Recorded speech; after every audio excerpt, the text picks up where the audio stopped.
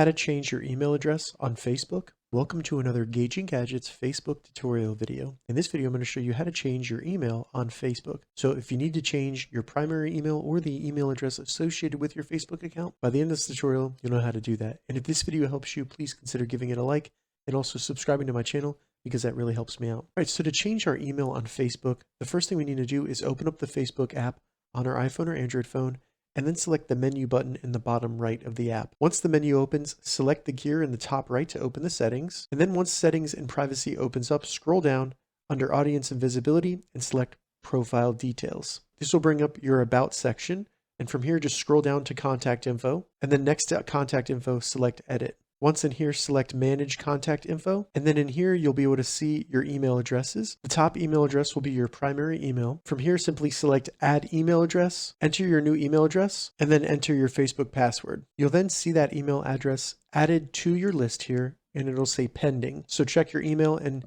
confirm it with Facebook. Then to make that our primary email address, select it, and you just want to select Make Primary. All right, so that's how you change email on Facebook. If you have any questions about this, leave a comment below. I'll get back to you as soon as I can. If you'd like to see more Facebook tips and tutorials, check the links in the description.